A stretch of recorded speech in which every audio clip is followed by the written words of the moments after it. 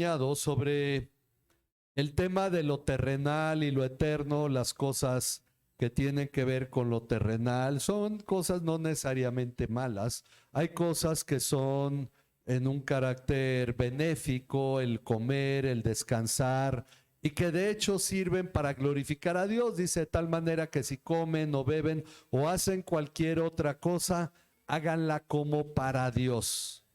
Y entonces nosotros somos llamados a glorificar a Dios en las cosas terrenales.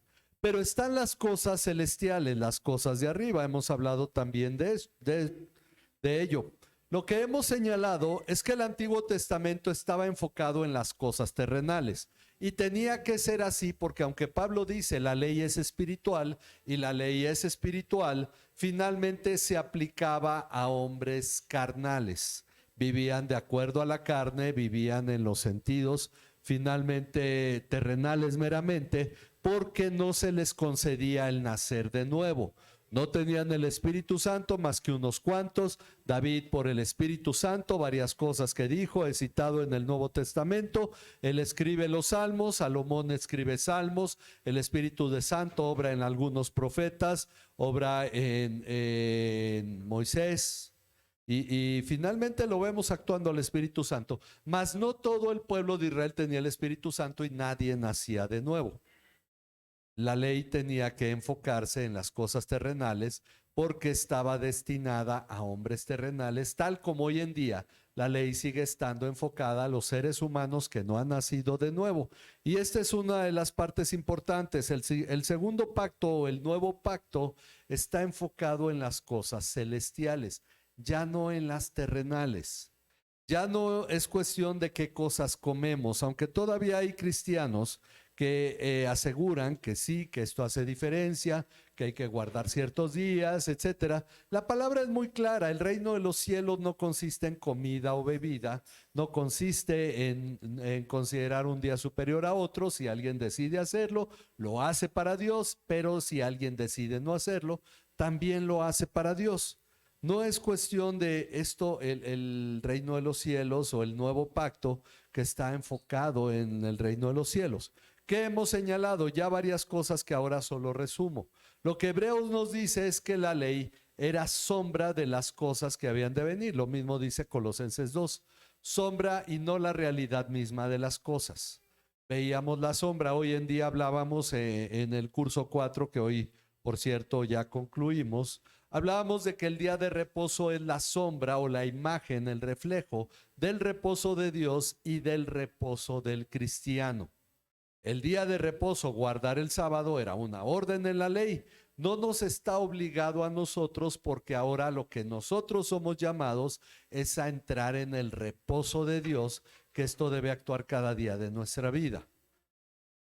Bueno, esta diferencia entre el Antiguo Testamento y el Nuevo Testamento, el enfoque en lo terrenal por no tener el Espíritu Santo en el Antiguo Testamento, el enfoque en lo celestial porque ahora tenemos el Espíritu Santo y las cosas del Espíritu se disciernen espiritualmente y el hombre natural no las puede discernir, es la enorme diferencia entre los 10 mandamientos, todos los demás mandamientos, y la pregunta que le hacen a Jesús: ¿cuál es el mayor mandamiento? El mayor mandamiento está en Deuteronomio 6:5, es parte de la ley, pero el asunto es que el antiguo pacto enfocaba los 10 mandamientos antes que este mandamiento y no lo consideraba el mayor. No está en los 10 mandamientos. Sin embargo, ahora lo que hemos hablado es que la ley de Cristo se enfoca en 3 mandamientos: amar a Dios con todo el corazón, el alma, las fuerzas, la mente, amar al prójimo como a uno mismo y amar a los hermanos en Cristo como Cristo nos amó. Básicamente estos son los 3 mandamientos. Lo que hemos señalado a lo largo de todos estos domingos es que la ley de Cristo tiene como base el amor a Dios, mientras que el Antiguo Testamento tenía como base la obediencia. Se les llamaba amar a Dios, pero con que no hicieran lo que estaba prohibido en la ley era suficiente.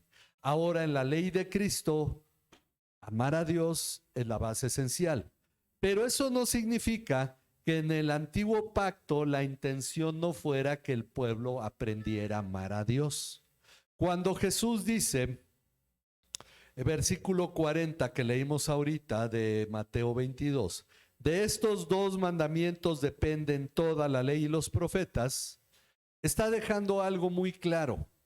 La ley y los profetas tenían como finalidad que llegáramos a ¿qué?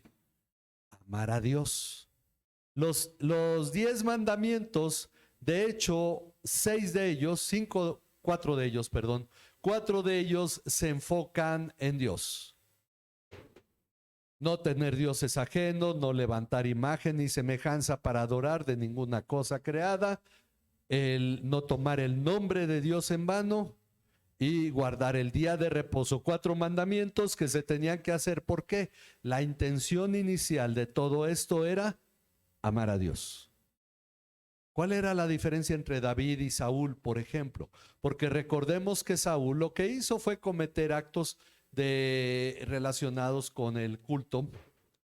Quería sacrificar, ya lo hablamos la semana pasada en la conferencia, hoy hablaremos un tema más sobre la adoración, pero lo que Saúl decía es que iba a sacrificar a Dios, él sacrificar animales para Dios. Lo que él hizo fue por lo que fue desechado, porque él ofreció un sacrificio que no le correspondía. Este tipo de cosas pues eran en el culto y podría uno decir se pueden pasar por de ellas, ¿no? Se pueden dejar a un lado a lo mejor, perdonar, etcétera. Las cosas que David hizo, pues adulterar, quitarle la mujer a un hombre, matar a ese hombre, bueno, eso ya está más tremendo. Delante de Dios, ¿qué fue peor? Delante de Dios el problema fue que Saúl no amaba a Dios, David amaba a Dios, aunque finalmente cometió pecado y ese pecado era digno de muerte.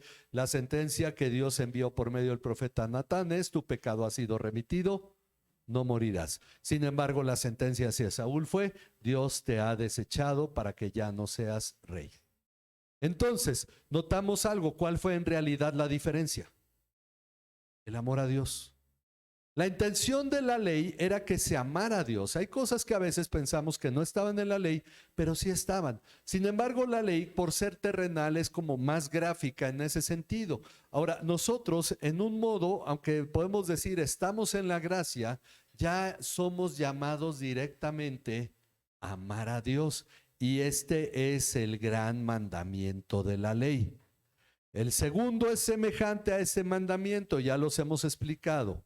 Pero de estos 2 mandamientos es que dependía todo el Antiguo Testamento. La semana pasada hablamos de que el punto de la obediencia era finalmente la manifestación del amor a Dios y que los sacrificios no eran en realidad lo que agradaba a Dios, sino la obediencia que el pueblo tenía cuando ofrecía sacrificios, lo cual es muy diferente. Lo que agrada a Dios no es que hagamos oración, lo que agrada a Dios no es que leamos la Biblia, lo que agrada a Dios no es que cantemos, lo que agrada a Dios es que hagamos estas cosas precisamente porque le amamos.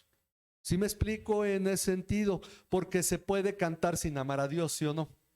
Se puede leer la Biblia sin amar a Dios y muchos lo hacen.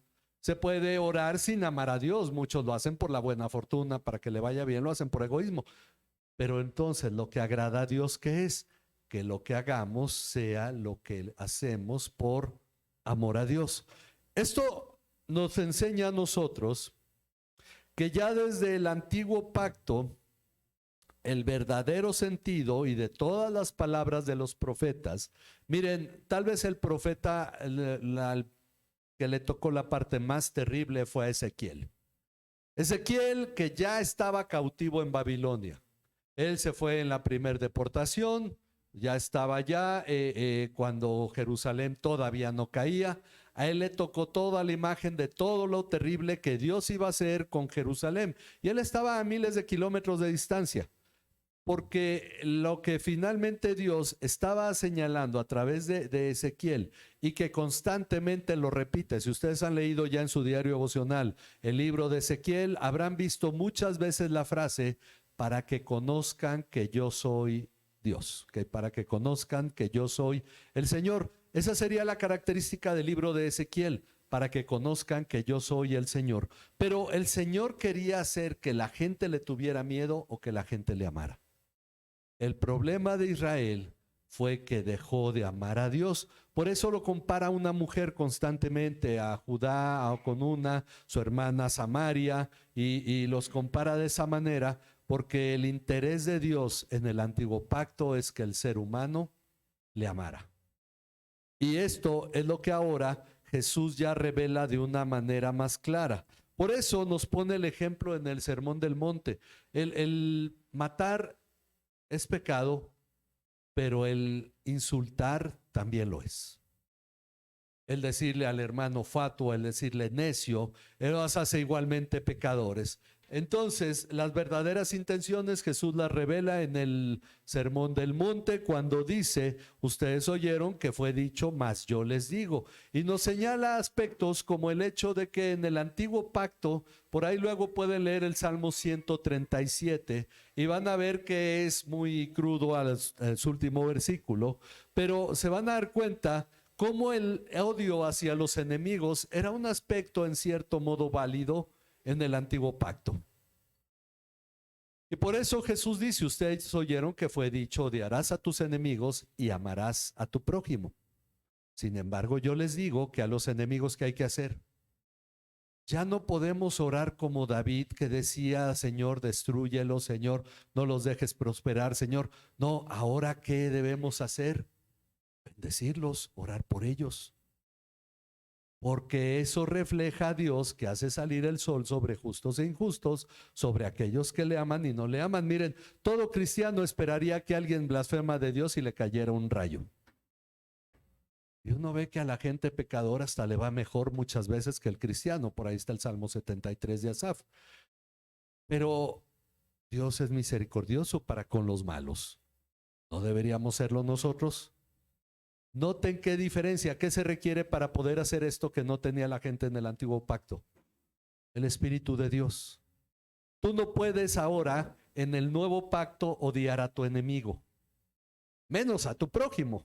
Pero en el antiguo pacto podías hacerlo porque no estaba el Espíritu Santo. Pero el cristiano, como dice Tertuliano, nos está prohibido odiar a nuestros semejantes, sobre todo aquellos que Dios ha puesto para ser grandes en el gobierno.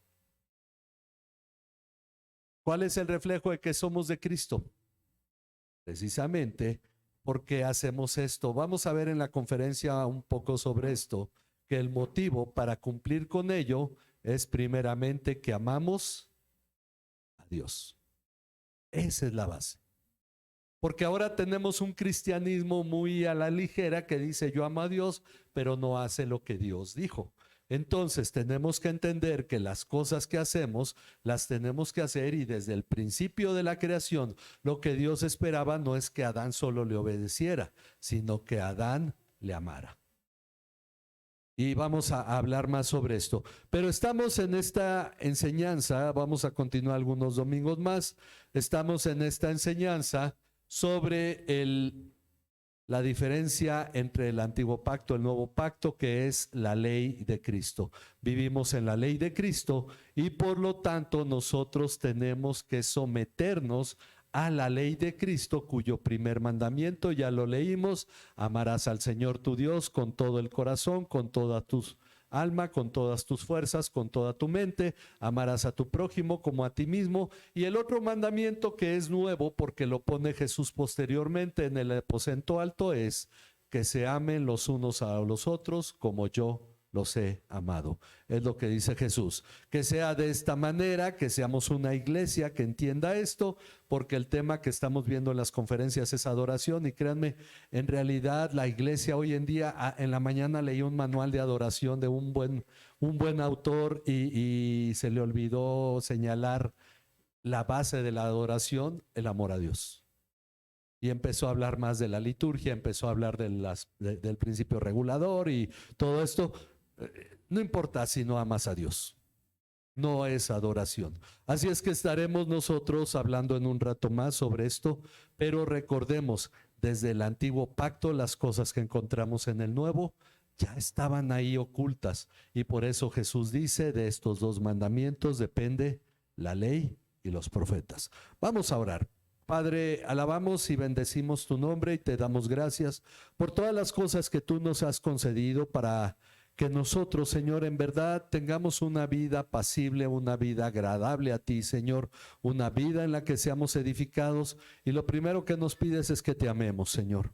Que las cosas que hagamos las hagamos porque te amamos, y como iglesia venimos a rendir culto, un culto, Señor, que debe ser por amor a ti. Te pedimos, Señor, que tú, Padre, mires con gracia nuestras vidas, que aún tienen que ser perfeccionadas, y que tú, Señor, tengas en estima, Señor, lo que nosotros hacemos al cantar y glorificar tu nombre en el culto. Que esto sea para seguir creciendo, seguir siendo nosotros verdaderamente un reflejo a la sociedad de tu amor, hacia la sociedad, Señor, para que nosotros podamos tener este testimonio, Señor, de que te amamos, y por lo tanto esperamos que las demás personas también vengan y te amen. En el nombre de tu Hijo Jesucristo, nuestro Señor y Salvador. Amén. Amén. Dios les bendiga, hermanos. Vamos a seguir precisamente exaltando el nombre de nuestro Dios a través del canto.